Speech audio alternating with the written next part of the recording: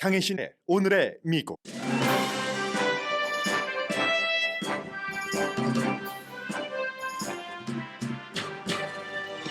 리스 체니 전 공화당 하원 의원이 제3당 대선 후보로 출마할 검토를 하고 있다고 워싱턴 포스트와의 인터뷰에서 밝혔습니다. 트럼프 독재를 막기 위한 방안이라고 말했습니다. 트럼프 전 대통령과 측근은 가장 권위 있는 언론들의 트럼프는 독재를 할 것이라는 주장에 대해 트럼프야말로 독재를 끝낼 인물이라고 반격합니다. 그러나 팍스 뉴스도 트럼프 말에 팩트 체크를 시작했습니다. 내일 열릴 공화당 예비선거 후보 토론회는 니키 헤일리 전 유엔 대사를 포함한 4명으로 압축됐습니다. 일부에서는 크리스 크리스티 전 뉴저지 주지사가 후보 사퇴를 하고 헤일리 전 대사를 공식 지지할 것을 권합니다. 하버드를 포함한 아이비리그 대학 총장들이 반유대주의 행동에 관해 방관했다는 이유로 하원 청문회에 출석했습니다. 어메리칸 유니버시티 대학의 유대인 교수도 증인으로 추가됐습니다. 그런가 하면 오늘 볼로디미르 젤렌스키 우크라이나 대통령도 미국 상원 의원들에게 연설합니다. 주제는 제발 우크라이나 지원을 멈추지 말라달라는 간청입니다. 버니 샌더스 연방 상원 의원은 부도덕하고 국제법을 위반하는 전쟁을 하는 이스라엘에 100억 달러 보내는 안에 반대할 것이라고 밝혔습니다. 미국과 유엔은 이스라엘의 가자 북부에서와 같은 잔혹한 파괴를 반복하지 말라고 촉구하지만 이스라엘 공격으로 인한 가자 지구 주민의 피해는 점점 강해집니다. 북한이 미국은 한국의 정찰 위성 발사를 지지함으로써 불법 이중잣대를 우주에서도 영구화한다고 비난했습니다. 죽어가던 캘리포니아주 호수가 백금이 가득 찬 금광이 될 수 있게 됐습니다. 인구의 21%가 빈곤 속에 살고 있는 이 지역에 호황을 가져올 수도 있는데 물론 미국의 혁신과 깨끗한 에너지 정책, 공급망 등이 발휘될 때입니다. 여러분 안녕하십니까? 오늘의 미국 강혜신입니다. 이제 공화당 대선을 관장하는 그런 기구에서 내일 열릴 후보 토론회에 참석할 사람 4명을 지금 발표를 했고요. 그 전에 먼저 리스 체니 전 공화당의 연방 하원 의원, 본인이 하원 의원이었을 때는 서열 3위였고 공화당 하원에서, 그러나 이제 트럼프 전 대통령에 반대하고 또 탄핵 재판에서 하원에서 열리는 조사하는 공동의장을 맡았다 해서 굉장히 그 공화당으로부터 비난을 받았고, 특히 이제 트럼프 전 대통령 지지층으로부터죠. 심지어는 아버지가 딕 체니입니다. 그리고 공화당의 서열 3위였는데도 불구하고 그 같은 이유로 와이오밍주에서 예비선거에서 떨어져 버렸습니다. 그리고 이제 그 자리는 역시 트럼프 전 대통령을 강하게 지지하는 지역구 의원도 그렇고 공화당의 서열 3위 자리도 뉴욕에 아주 신참이라고 할 수 있는 그런 의원이 차지하고 지금 열심히 트럼프 전 대통령을 지지하고 있습니다. 혹시 부통령 후보가 될까 해서 같은 여자고요.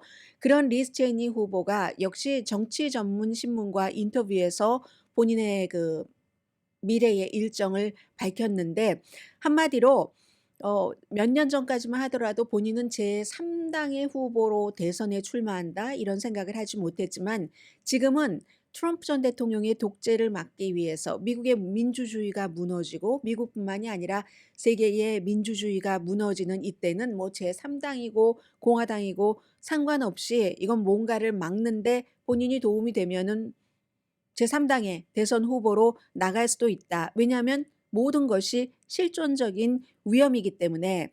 심지어 2024년도에 트럼프 전 대통령이 대통령으로 재선되면 아마 여러분이 투표를 할 수 있는 마지막 선거일 수 있습니다. 그만큼 독재로 영구화한다는 얘기죠. 너무 나간 얘기인지는 모르겠습니다만은 최근에 그가 그 발표를 한 책에서 이 같은 주장을 하고 인터뷰를 아주 지난주부터 굉장히 열심히 하고 있습니다.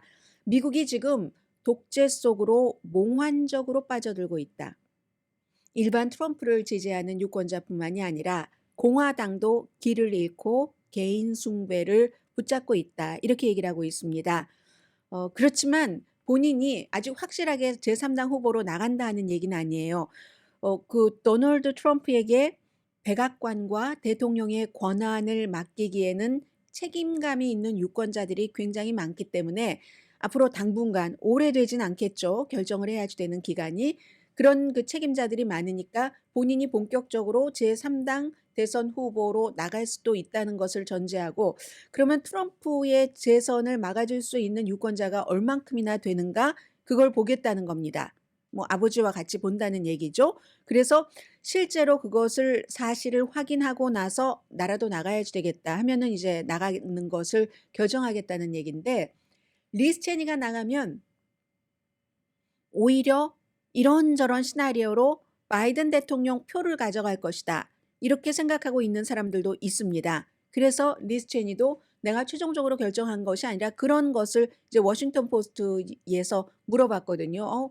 오히려 바이든 표를 가져가면 트럼프가 당선되는데 도움을 주는 것 아니냐라는 질문을 받았을 때 리스 체니는 그것까지 다 계산을 하고 나서 최종적인 결정을 하겠다고 얘기를 했습니다. 그런데 제3당으로 나간다는 것은 굉장히 번거로운 과정이죠. 돈도 많이 들어야지 되고 그리고 또 이제 제3당으로 나가서 트럼프 전 대통령에게 뭔가 피해를 주고 싶어서 나간다면은 토론회가 있을 때 토론회에 참여를 해야지 되고 그렇게 될 때는 좀 어느 정도 요건이 갖춰져야지 되잖아요. 여론조사라든가 등등해서. 너무너무 후발주자이기 때문에 어려운 점이 많이 있지만 뭐 전국적으로 토론회에 나가려면 그때는 최소한 뭐 한 15% 정도는 지지율을 받아야지 됩니다. 기타 뭐 기준도 있고요. 돈 모금이라든가. 그래서 만약에 또 그렇게 될 땐 지금 리스 체니가 많은 것을 쥐고 있다고도 볼 수 있는 겁니다. 그렇게 될 때는 바이든을 공식 지지할 수도 있다. 공화당으로서 더군다나 딕 체니의 공화당이잖아요. 딕 체니 전 부통령의 전 국방장관의 딸인데 그런데도 트럼프를 막으려면 바이든을 지지할 수도 있다. 여기까지 자락을 깔아놓고 오늘 워싱턴 포스트와 인터뷰에서 얘기를 했습니다. 그러니까 이제 지금 최근에 어제 말씀드린 것처럼 디 애틀란틱이라든가 뉴욕 타임즈, 워싱턴 포스트, 그전에 뭐 이코노미스트, 뭐 파이낸셜 타임스 거의 모든 좀 세상에서 존중받는 좀 권위가 있는 그런 매체에서는 트럼프 전 대통령의 임기 2기를 굉장한 독재자가 될 가능성이 높고 그리고 어제 뉴욕타임스 지적처럼 바뀐 것은 트럼프 자신이라기보다 환경이 바뀌어서 트럼프가 자신의 그 독재적인 것을 이루어 나갈 수 있는 사람들로 채울 수 있는 요건과 실력이 된다. 이젠 정치 신참자도 아니고 이렇게 그 얘기를 많이 했잖아요. 그래서 독재적인 운영, 극단적인 그 정부 운영이 될 것이다라고 얘기를 했는데 트럼프 전 대통령이 본인이 얘기를 하니까는요. 그런 식으로 보복하겠다. 연방 파워를 이용해서 복수를 다짐하고 누구는 뭐 처형해야 된다.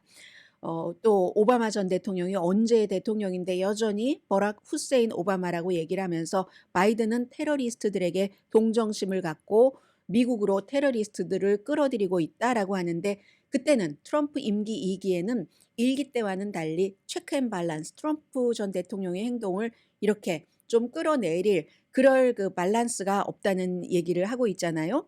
그리고 정책에 대해서는 특별히 약속하는 게 없습니다. 거의 경고, 독재, 복수 이런 얘기를 한다는 거죠. 그랬더니 트럼프 전 대통령이 어제 오후부터는 반격을 시작했습니다. 심지어 아주 오래 보수였고 트럼프 전 대통령 초기에 많이 지지를 했었던 드러즈 리포트조차도 본인의 그 소셜미디어에 엄청나게 비난을 했던데 선거가 가까워지면서 지금 민주당에서 바이든 측에서 불법을 합법화하고 폭력 행위를 합법화한다. 뭐 이런 얘기요. 그리고 이제 특히 트럼프를 경멸하다가 그의 지지자가 된 뭐 그게 루퍼트 머독이나 마찬가지예요. 근데 팍스의 루퍼트 머독은 지금 분위기가 이번 주말로 보면은 완전히 바뀐 것 같습니다. 고소당하고 뭐 거의 8억 달러 물어주고 나더니 여전히 지금 압도적인 선두를 달리고 있는 트럼프 전 대통령을 버리는 것처럼 보이거든요. 잠시 뒤에 말씀을 드리고 트럼프를 루퍼트 머독처럼 경멸하다 또 린지 그레이엄처럼 경멸하다 아주 가까워진 오하이오주에서 이 방송 듣고 계신 분들 안녕하세요. 저희 로스앤젤레스에 본사가 있는 라디오 서울 방송 오늘의 미국입니다. JD 벤스 연방 상원의원 다들 진정제를 먹어야지 된다. 이런 얘기들. 그리고 트럼프 전 대통령의 수석 고문인 제이슨 밀러는 민주당과 그들의 언론 동맹은 논쟁을 포기하고 욕설과 공포 조장으로 전환했다. 트럼프 전 대통령 쪽에서 요즘 이렇게 한다고 지적을 많이 받고 있는 건데 그대로 민주당 쪽에 돌려주고 있습니다. 공화당이 지역구인 공화당이 지역구가 아니라 공화당 소속 텍사스가 지역구인 웨슬리 헌트 의원은 좌파가 완전한 패닉 모드에 빠졌다 이렇게 주장을 하면서 트럼프가 당선돼야지 지금의 독재를 끝내는 거다. 미국 독재자의 종말을 의미하는 거다라고 얘기하고 모든 언론을 전부 가짜다라고 얘기를 하고 있습니다. 뭐 전에는 국민의 적이라고 했었잖아요. 그런데 이걸 어쩌죠? 이 트럼프 전 대통령이 이제 드러지 리포트까지 비난하는 트럼프 쪽에서 언론은 이제 점점 멀어지는 겁니다. 트럼프 전 대통령이 직접 본인이 얘기하기를 무슨 일이 있었는지 드러지 리포트도 안티 트럼프가 됐는데 이 사이트는 론 디센티스처럼 무너지고 있다 지금 갑자기 경고도 없이 그러나 나는 안다 그 이유를 왜냐하면 드러지 리포트가 아주 빅 순간도 있었는데 다시는 일어설 수 없다 의미 없다 트럼프에게 공정하지 않은 사람에게 자주 일어나는 일이지 I love it 트럼프 전 대통령을 지지하면 좋은 언론이고 발전하는 것이고 좋은 사람 발전하는 사람이고 그렇지 않으면 모두 적이라는 얘기입니다. 이 점은 이제 어제 어떤 매체에서도 지적을 했는데 이렇게 트럼프 전 대통령과 이제 바이든 쪽에서의 어떤 싸움 같은 것들이 본격화되고 있으면서 가디언도 독재적이 될 것 첫 번째 임기보다 이런 사설을 실었거든요. 그리고 그 같은 것은 누가 우리가 예측하는 것이 아니라 그가 지금까지 해오고 있는 모든 말이 증명을 해준다. 미래 행동을 예측할 수 있는 것은 과거에 어떠한 일을 했는가 그건데 트럼프는 숨기지 않는다는 게 또 특징이라고 얘기를 합니다. 헝가리를 그냥 어떤 부분적인 보수의 국정의 모델이다 이렇게 얘기하는 게 아니라 완전히 헝가리를 모델로 헝가리는 완전히 독재 국가잖아요. 이건 이제 트럼프를 지지하는 헤리티지 재단, 전과 많이 달라진 보수적인 띵크탱크 헤리티지 재단의 회장과 일치되는 말입니다. 헤리티지 재단이 로널드 레이건 전 대통령 때부터도 그때도 지지할 때는 조금 이제 조금 온건하다고 할까요? 뭔가 아무튼 좀 품위 있게 이렇게 했는데 트럼프 시대 들어서 헤리티지 재단도 완전히 어떤 운동파처럼 바뀌어버렸습니다. 극우처럼. 그래서 이제 예를 들어서 오히려 폴란드라든가 헝가리의 독재자들과 트럼프 전 대통령의 차이점을 가디언 사설은 이렇게 지적을 합니다.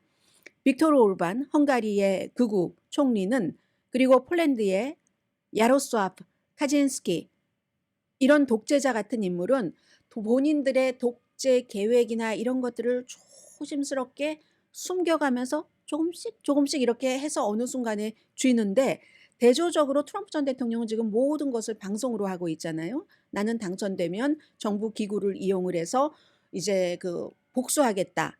나에게 반대했던 모든 사람에게 복수를 해야지 되고 그것이 당연한 일이다 라고 얘기를 하고 또 내가 승리하면 나를 뽑아주지 않는 사람들 나를 뽑아준 사람만이 진짜 국민이라고 얘기합니다. real people이라고 얘기를 합니다. 그래서 결국은 뭐 복수하겠다 파괴하겠다 이런 얘기를 폴란드의 독재자나 헝가리의 독재자보다 훨씬 노골적으로 하는 게 다르다. 그러므로 트럼프의 재선이 위험하다고 하는 얘기다. 뭐 이런 얘기를 합니다. 그리고 이제 주말에 보니까 트럼프 전 대통령이 캠페인을 아이오와주에서 했는데 팍스에서 생중계를 하다가 토요일이었어요. 생중계를 하다가 트럼프 전 대통령이 막 얘기를 하는 거예요. 거기도 또 김정은이 나옵니다. 뭐 이렇게 많은 사람이 모였어. 뭐 이렇게 나오고 버튼 크기 얘기하고 사람들 많이 왔다. 뭐 이런저런 얘기를 하니까 그 당시에 생중계를 하다가 아더 네이블, 셔네니티나 뭐 쫓겨난 터커 칼슨이나 로라 잉그램은 아니었지만 주말이니까요. 이 아더 네이블 앵커가 이거 이제 중단했습니다. 중단하는 것은 이 앵커 자체의 결정이었는지 팍스의 뉴스국에서의 결정이었겠죠. 이제 팍스 뉴스 디파트먼트도 그 정도는 됐다는 얘기입니다.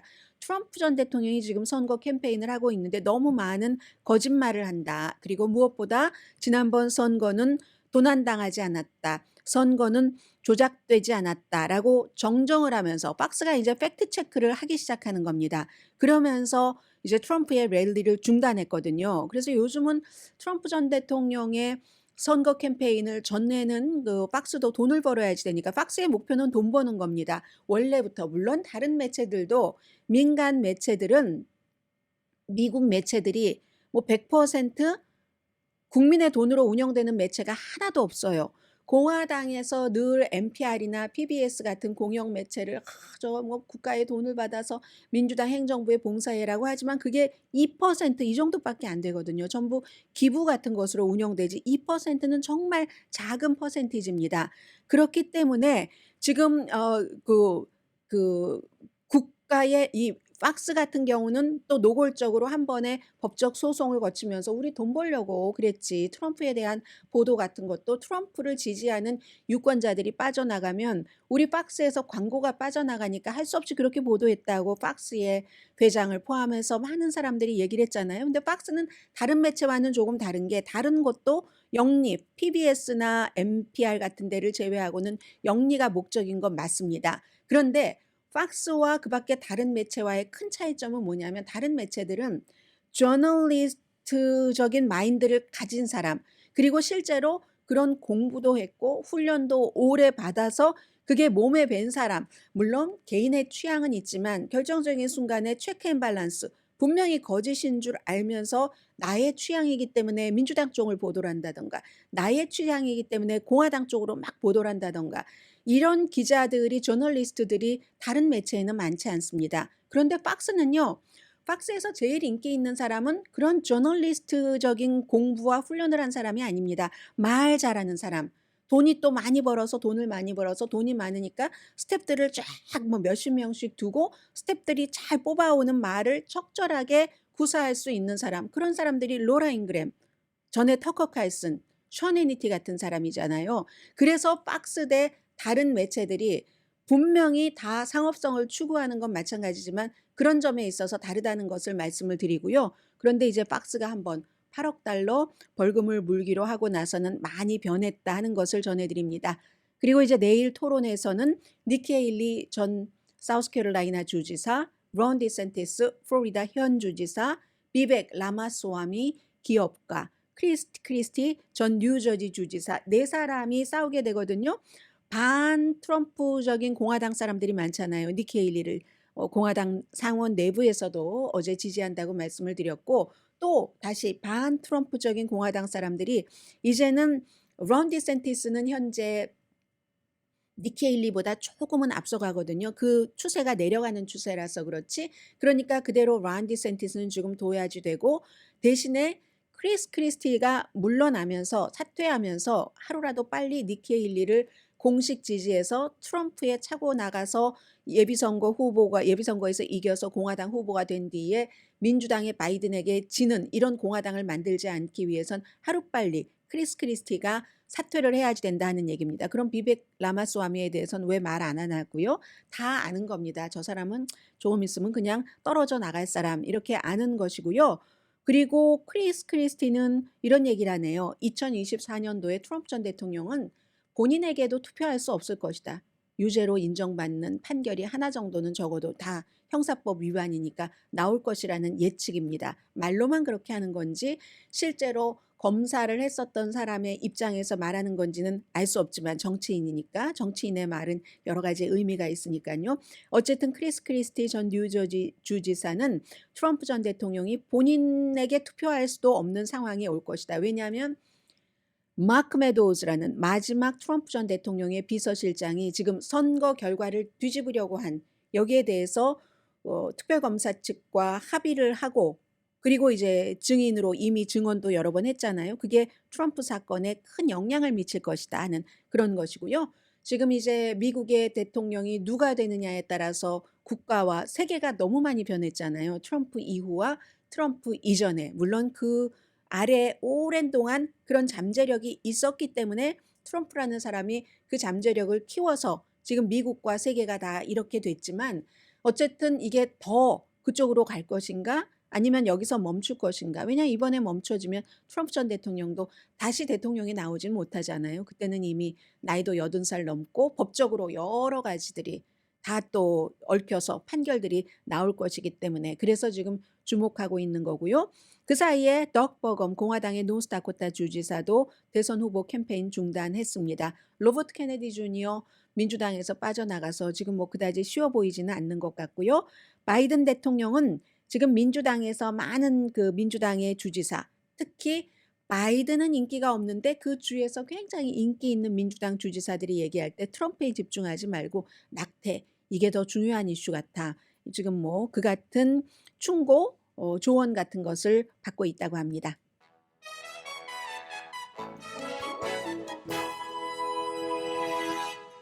잠시 뒤에 두 가지 이슈 전해드립니다.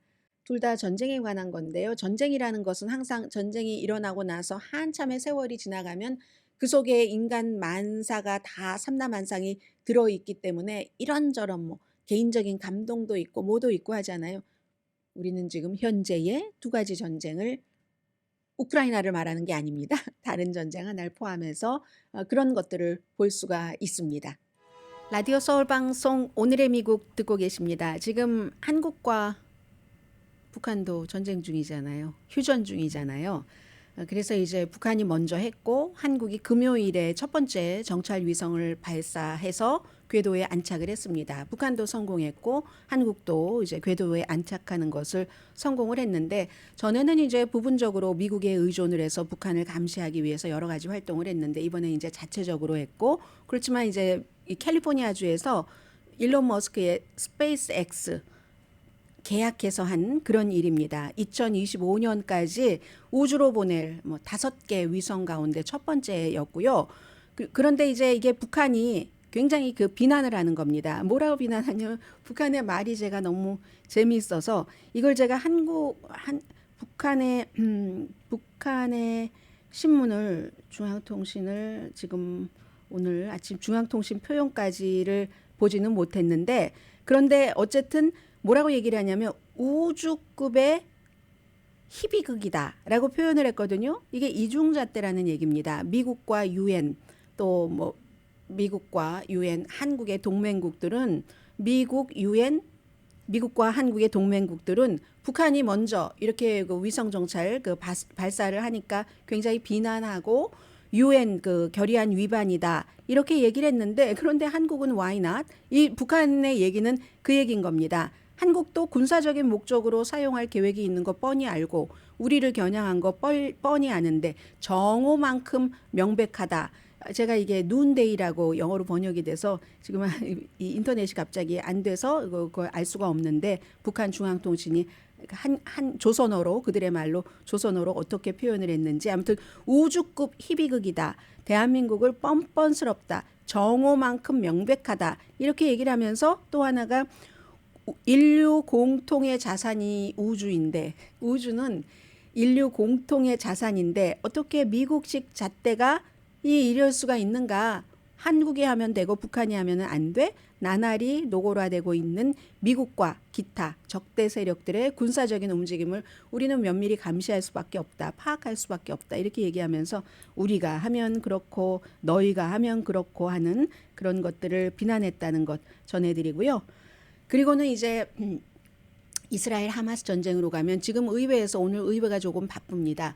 바빠서 하원 교육위원회에 이제 공화당의 위원장이 주도를 해서 하버드, MIT, 펜실베니아 유펜만이었거든요. 원래 총장들을 불러내서 왜 반유대주의 활동이 학교에서 활발한데 학교에서 눈 감아주느냐 이런 얘기였거든요. 근데 나중에 보니까 아메리칸 유니버시티의 역사와 유대학 교수인 파멜라 나델 교수가 아니라 교수 맞네요. 이분은 교수고 나머지는 총장이 아이빌리그 세 군데 대학교의 총장이 나와서 전부 증언을 하는데 지난 몇 주일 동안 캠퍼스에서 반유대주의 시위를 벌이는 셀 수 없이 많은 사례를 목격했다. 이게 이제 버지니아 박스 교육위원회의 위원장 공화당 의원입니다. 노스캐롤라이나가 지역구고요. 그렇게 얘기를 했습니다.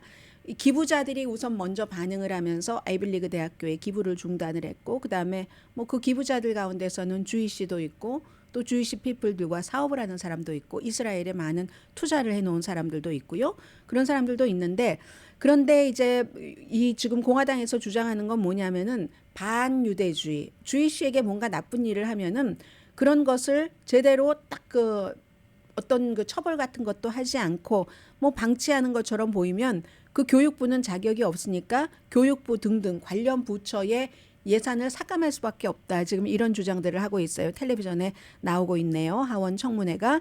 그러면 민주당은 어쩌면 민주당은 팔레스타인계를 위해서 이 같은 청문회를 또 열지도 모릅니다. 왜냐하면 팔레스타인계는 이미 많은 사람이 다치거나 총에 맞거나 뭐 숨진 어린이도 있잖아요.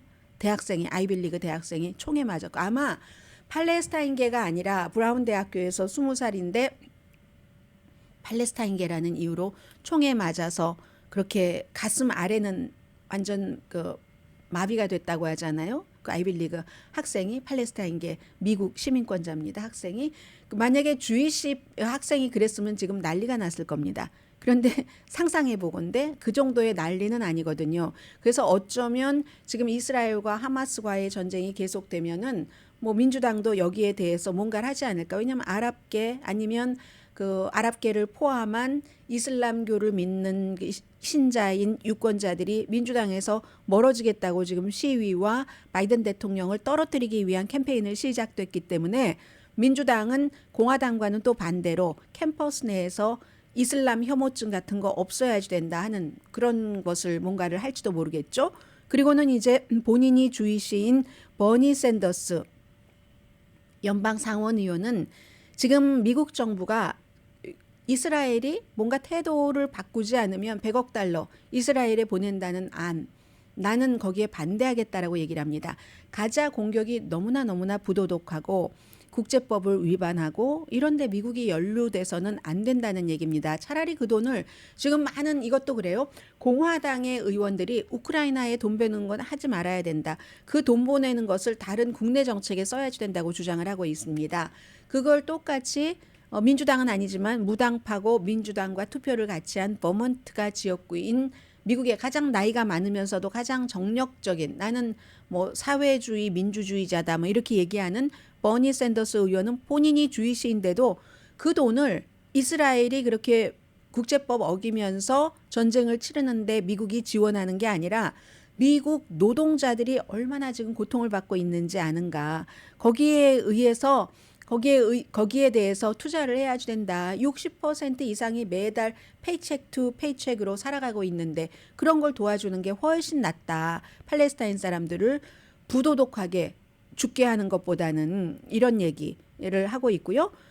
유엔과 미국은 이스라엘에 가자 북부에서와 같은 잔혹한 피해를 가자 남부에서 반복하지 말아라 하고 촉구하지만 이거 별로 될 것 같지 않아 보이거든요. 지금 가자 지구는 이미 안전한 곳도 없고 더 이상 피신할 곳도 없습니다. 뭐 먹을 거 한 끼 찾는 거, 물 이런 거 찾는 게 필사적이어야지만 되거든요. 필사적으로 찾으러 가다가 숨지는 경우도 있고 75%가 집을 버리고 남쪽으로 피신을 했는데 칸 유니스라는 이 주변 또 다 떠나라 하는데 떠날 데가 없다는 거예요. 그리고 나서 이제 어제 국내에서는 뭐 버니 샌더스 의원 그런 얘기를 했지만 필라델피아에 있는 이스라엘 식당 밖에서 시위가 있었습니다.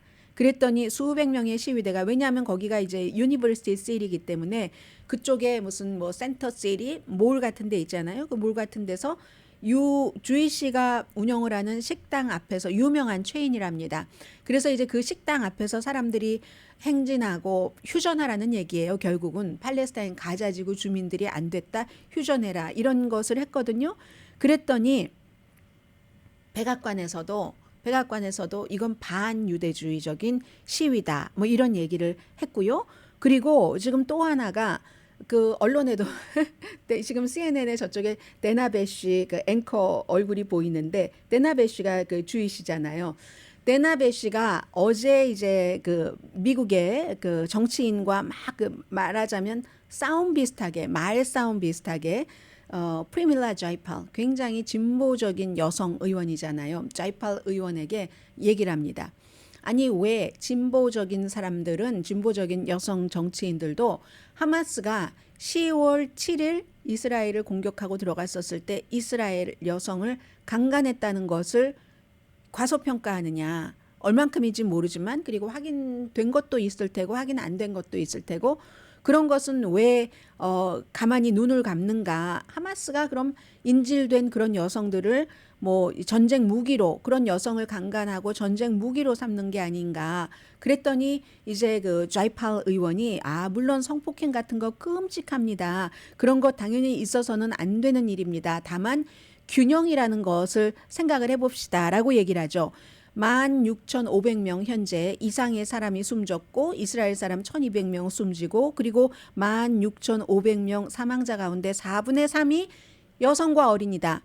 이스라엘 인질로 잡힌 여성 가운데 몇 명인지는 모르지만 강간당했다고 할 때 그 몇 명의 강간당한 여성의 강간이 중요하다면 팔레스타인의 16,500명 4분의 3이 여성과 어린인데 그 사람의 생명을 이스라엘이 알면서 살해한 것은 중요하지 않다고 보면 안 되고 우리가 그걸 균형을 맞춰야지 된다. 이렇게 얘기하니까 또 주이시인 데나 베쉬가 하는 얘기가 아니요. 이슈를 다른 데로 가져가지 마시고 이스라엘 군인이 팔레스타인 여성을 강간한 예는 없습니다.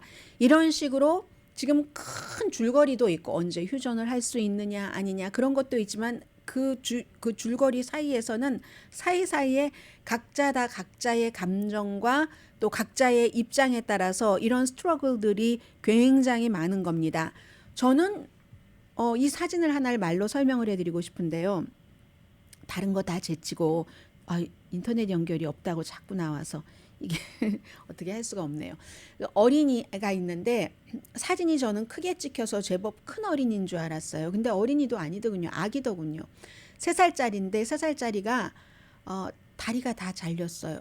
이렇게 다 무슨 뭔가 의료기구로 다 이렇게 돼 있고 근데 눈은 떴습니다. 눈을 뜨고 그 초롱초롱한 눈으로 누군가를 의사 선생님을 보고 있는 걸 찍었는지 그렇게 찍혀 있거든요. 그런데 그 아이가 부모도 없어요.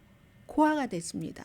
고아가 되고 다리가 다 잘려진 3살밖에 안 됐는데 그런 어린이들이 팔레스타인에 수두룩한 겁니다. 지금 CNN의 여자 앵커 데나 베쉬는 인질로 잡혀 있는 이스라엘 여성들이 강간당했다는 그런 주장이 있다라고 얘기를 하는데 그 강간도 중요하지만 이렇게 3살밖에 안 돼 3살보다 더 태어나자마자 숨진 신생아가 수없이 많잖아요. 그런 얘기는 또 주이시 피플들은 많이 안 하거든요. 이런 그 모든 문제. 그래서 결국은 제가 말씀드리고 싶은 것은 이 전쟁에서 이기는 사람은 없다는 것은 전쟁이 끝나고 나면 누군가는 항상 우리가 이겼어요 하지만 민간인 측에서 볼 때는 이긴 팀이 하나도 없습니다. 민간인은 고스란히 생명까지 내놓으면서 고통을 받기 때문에 그러므로 전쟁에 나가서 목숨을 바친 사람들을 위해서 무슨 날이 있는지는 모르겠습니다만은 그건 이제 다 지나간 일이고 현재에 벌어지고 있는 이 전쟁이 오래가면 오래갈수록 민간인에게는 득될 게 없다고 봅니다. 그리고 이스라엘이 결국은 하마스를 완전히 망가뜨리게 하지 못하잖아요. 지금 군 최고 사령관인 모하메드 데이프도 지금 칸 유니스라는 곳에서 굉장히 공습을 하고 있는데 그 난민촌에서 태어났고 이스라엘에 의해서 지금 휠체어를 타고 다니는 팔도 못 쓰고 하는 그런 장애인이 된 사람이잖아요. 그러니 이런 3살짜리 어린아이들이 이스라엘을 좋아하겠습니까? 끝나지 않는다는 얘기입니다. 정치인들이 말할 수 있는 꺼리는 줄지언정. 이래서 좋은 전쟁은 이 세상에 없다는 얘기죠.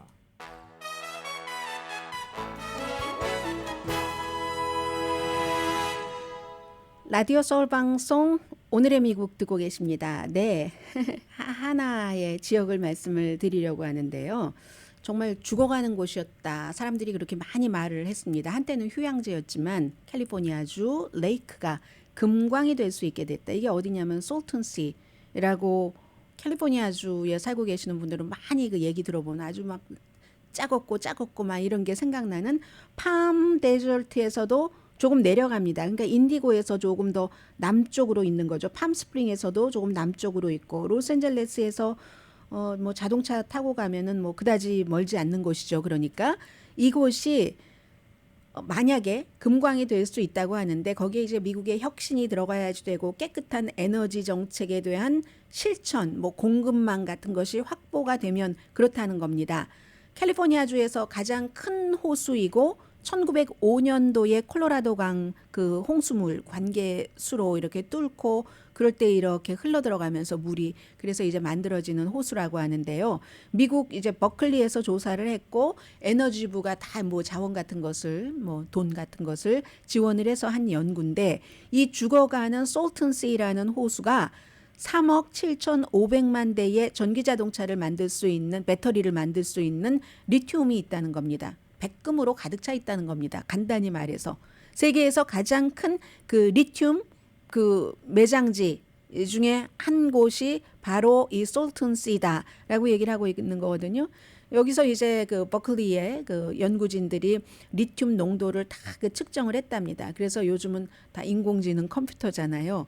컴퓨터 모델을 만들어서 앞으로 그럼 여기서 뭔가를 이렇게 빼낸다면 리튬을 30년 동안 그 잠재적인 생산량이 어느 정도나 될까 했더니 이제 이게 그만큼 많이 된다는 거예요. 뭐 그러면은 전기 자동차뿐만이 아니라 우리 휴대폰에도 쓸 수 있고 태블릿, 노트북, 뭐 베이핑 장치 등등에 이르기까지 많은 것에 전력을 공급할 수 있는 이런 금속 뭐 이런 시나리오들을 쭉 이제 전문가들이 쓴 겁니다.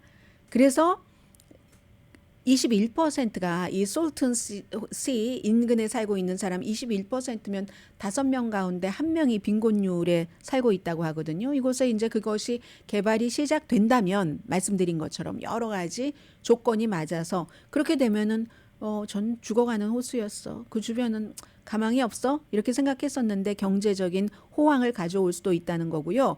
그럼 왜 지금까지 가만히 있었는가? 그곳에 그 리튬이 있다는 것을 알고는 있었지만 그 양을 추정하지 못했고 그리고 지금까지는 한 지난 몇 년 전까지만 하더라도 이렇게 본격적으로 전기 자동차 같은 것들이 활발하게 미래의 자동차로 자리 잡을 수 있을 것이다 하는 것이 속도가 그만큼 되지 않았기 때문에 그렇겠죠. 그래서 이제 이것은 리튬도 끌어내고 깨끗한 그런 그 일자리 같은 것도 만들 수 있고 깨끗한 에너지 미래. 근데 이것도 또 누가 대통령이 되느냐에 따라서 달라질 수 있는 거죠. 그리고 이제 이 리튬 같은 것 앞으로 이제 새로운 산업에 대한 어떤 원자재 같은 것은 항상 국가 안보와 연관이 되는 거잖아요.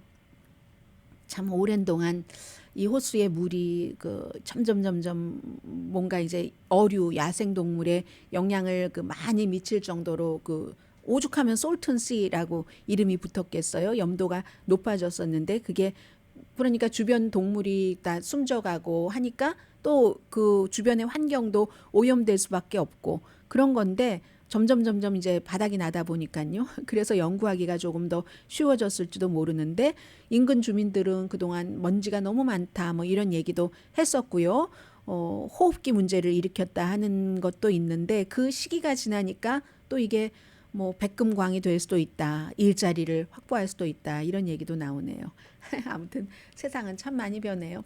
제가 요즘 그 엔비디아라는 그런 회사를 많이 말씀을 드리는데 이 회사가 전형적인 어떤 그 같은 그 친환경적인 산업에서의 뭔가를 이제 그 뭔가를 지원을 하는 원자재를 공급하는 말하자면 원자재는 아니지만 이 경우는 기술을 포함한 칩이죠.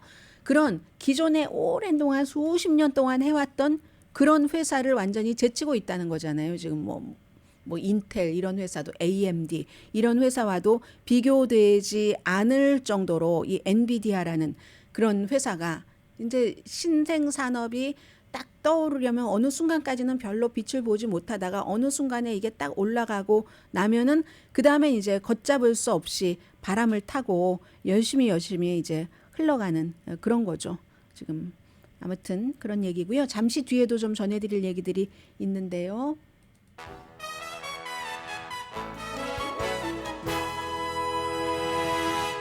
라디오 서울 방송 오늘의 미국 듣고 계십니다. 이 시간에는 이제 미국과 세계를 조금 들여다볼 텐데요.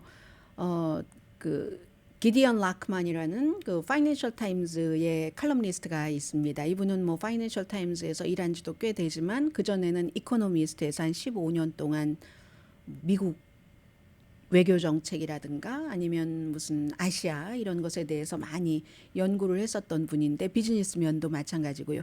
이분이 얘기하기를 지금 우크라이나에 대해서 자금을 좀 지원을 덜하고 또 우크라이나와 러시아와의 전쟁 이게 굉장히 극박한 건데 워낙에 이스라엘 하마스 뉴스가 쫙 모든 것을 빨아가니까 조금 뒤로 가려지고 있다. 미국 의회에서도 돈을 주지 않고 유럽연합에서도 돈을 주지 않고 그러는 사이에 블라디미르 푸틴은 지난해에는 실패했지만 워낙에 동맹들이 강하게 뭉쳐서 올해도 이제 겨울에 우크라이나 사람들 기간 산업을 다 이제 없애버려 가지고 뭐 불도 뭐 또 따뜻하게 그 온방을 할 수도 있는 이런 시스템도 없애버리면서 전쟁을 치열하게 치러가려고 한다. 그러면은 이제 그 러시아가 훨씬 유리한 고지를 몇 주일 안에 가질 수 있다는 거예요.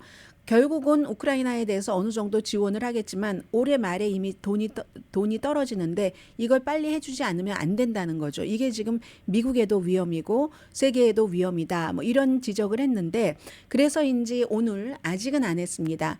연방 상원 의원들에게 볼로디미르 젤렌스키 우크라이나 대통령이 직접 연설을 합니다. 이 경우는 미국을 오지 않고요. 미국에 와서 뭐 2번 정도 연설을 했죠. 와이프도 연설을 하고 오늘은 이제 비디오로 연설을 하는데 결국은 돈 달라는 얘기죠. 돈을 줘야지 되는데 이거 우크라이나를 적선하는 게 아니라 이건 미국의 안보를 위해서 중요한 것이다라고 설득을 하겠죠. 이걸 아무리 그 척 슈머라는 민주당은 지금 지원을 하고 싶으니까 그러니까 동료들에게 얘기를 해도 별로 듣지 않으니까 이 척 슈머 민주당의 상원 원내대표가 자리를 마련을 한 겁니다. 볼로디미르 젤렌스키 대통령이 좀 직접 이걸 좀 해줬으면 좋겠다 해서 연설을 하게 되는 거고요. 그 밖에도 이제 볼로디미르 젤렌스키 대통령의 연설, 그 설득이 끝나고 나면은 국방부라든가 아니면 국가안보보좌관도 이거 해주지 않으면 전쟁에서 지고 만다. 그러면 누가 좋아할 것인가? 블라디미르 푸틴이 좋아할 것이다. 푸틴과 중국의 시진핑은 트럼프가 대통령이 되기를 강하게 원합니다. 지금. 그래서 이제 그런 것. 그런데 이제 공화당은 우크라이나에 돈을 보내느니 미국 안보에 신경 써라. 특히 미국 국경이나 좀 잘 그 다짐을 하시죠 하는데 사실은 다 중요한 거죠. 미국 내의 국경도 중요하고 저쪽의 국경도 중요하고 어느 거 하나가 뚫리면 하나가 괜찮아도 되는 일이 없는 그런 상태죠. 그런데 한쪽에서는 하나만 하라 그러고 이쪽은 이쪽이 먼저라고 하고 미국 내부에서 지금 세계의 전쟁을 치러야지 될지도 모르는데 의견 일치가 안 된 겁니다. 왜 세계라고 하냐면 잘 보고 있다가 우크라이나도 러시아에게 먹히고 이스라엘 하마스 전쟁은 중동 전쟁으로 번지고 뭐 어제 벌써 뭐 이란이 지지하는 무슨 예멘의 반군에 의해서 미국이 좀 공격을 받고 그걸 대공격을 하고 했잖아요. 이런 것들이 점점 중동 전쟁으로 퍼져나갈 수 있는 밑자리를 까는 거잖아요.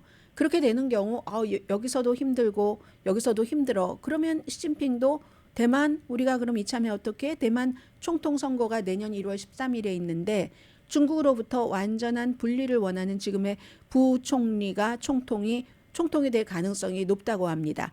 그러면 당연히 처음에는 중국도 뭐 정치적으로나 경제적으로나 압박을 해보겠지만 나중에 미국이 약해질 경우는 2개의 전쟁을 치르느라고 우리도 지금 기회는 이것밖에 없겠네. 지금 우리도 치고 들어가야지 되겠네 하면서 대만. 그럼 미국은 중국 대만, 이스라엘 하마스, 러시아, 우크라이나 3개의 전쟁을 치러야지 되는 거잖아요. 그러니까 하나라도 이기는 것을 해놓고 싶은 거고 지금 민주당으로서는. 공화당으로서는 그것보다는 어쨌든 뭔가가라도 잘못돼서 우리가 정권을 잡고 싶다 하는 마음이 조금 많을 것 같고요.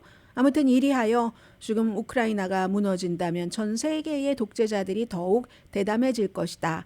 그 위대하고 고귀한 우리나라가 아니더라도 먼 나라의 평화가 우리나라의 평화다 하고 도와줬었던 것이 이게 점점 전쟁 기간이 길어지면서 희미해지는 그런 거죠. 그럴 때 이제 이 척 슈머 같은 사람은 이거 우리가 여기서 멈추면은 나중에 역사적으로 심판을 받을 것이다 하는데 역사가 어떻게 심판을 할지는 또 그 뒤에 가봐야지 정확하게 알 것 같다 하는 뭐 그런 생각도 들고요. 해서 오늘 볼로디미르 젤렌스키 우크라이나 대통령이 미국 의원들에게 직접 비디오로 연설을 합니다. 그리고 이 얘기는 20초밖에 없기 때문에 간단히 말씀드리면 어제부터 굉장히 핫 이슈였잖아요. 73세인데 마누엘 로사라는 전에 볼리비아 주재 미국 대사까지 지냈습니다. 이게 아들 부시 대통령 때였고요. 그 전에 클린턴 때도 국무부에서 일을 많이 했거든요. 근데 수십 년 동안 쿠바에 첩자를 했다는 거잖아요. 결국은 왜 그랬지? 이 사람이 왜 그랬지? 하는 게 사실은 최근에 강한 아주 트럼프의 지지자로서 일을 하는 것처럼 보이고 있는데 그게 위장이었었다는 겁니다. 다른 많은 스토리들도 있었을지 모르지만 미국의 정보를 쿠바에 빼돌리고 쿠바에 비밀 첩자를 했다는 그 자체는 이 젊었을 때의 어떠한 그 사회주의적인 사상, 뭐 예일 대학교 다녔다고 하거든요. 그리고 뭐 하버드하고 조지타운에서 대학원 다녔었고, 그런데 쿠바에서도 일한 적이 있고 그 같은 사상 때문이 아닌가 지금 전문가들은 그렇게 보고 있고 국방부에서 많은 것을 얘기하진 않습니다. 28차 유엔 기후변화 정상회의예요. 기후변화를 막기 위한 일을 합시다. 이런 사람만 나가는 것 아닙니다. 2,456명의 화석연료 계속 개발해야 됩니다 하는 로비스트들도 참석하고 있습니다. 지난번에 이 회의 때보다 화석연료 로비스트들이 4배가 많답니다. 강혜신이었습니다.